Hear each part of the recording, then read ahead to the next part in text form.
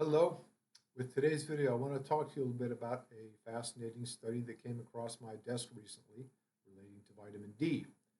Those of you who have followed these videos for a while may have noticed that we haven't talked too much about vitamin D in a while after bombarding you with vitamin D information a couple of years ago because our blood levels of vitamin D have such a gigantic impact on our health and well-being in so many different ways. This particular study has to do with age-related loss of muscle mass and strength. One of the things that happens as we get older is our muscles shrink in size and we lose strength proportional to that. That's inevitable to some extent. What this study did is it took a group of people and divided them into those who had optimal or good vitamin D blood levels and those who were deficient in vitamin D. And they followed them for 4 years.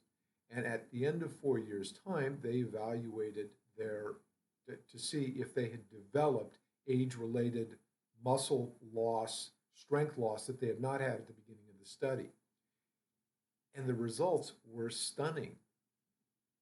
Those who had optimal blood levels of vitamin D were 70% less likely to develop age-related muscle strength loss than those who were deficient in vitamin D.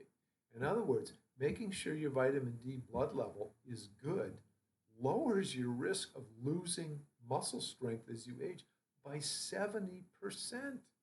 Vitamin D supplements are dirt cheap. They're little tiny pills too, so they're easy to swallow.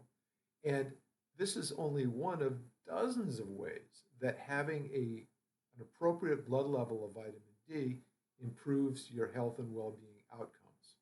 Now, the action step that I suggest to all of you is when you have your annual blood work done as a part of your annual physical with your PCP, if they are not doing it already, ask them to please add a vitamin D test to the battery of tests that you have with your blood work.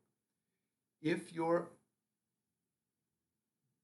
vitamin D test shows up with a number less than 50, and by the way, the test will tell you that you are deficient if you are below 30. And if you're above 30, it will tell you that you are not deficient. However, below 50 is suboptimal. Optimal is between 50 and 100.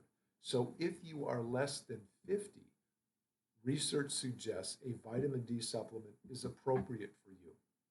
So please ask your PCP to add the vitamin D test to your regular annual blood work. If you need to talk to someone more about this, talk to me if you're a patient of mine or one of the other docs here in the office, and we'll be happy to counsel you about this more.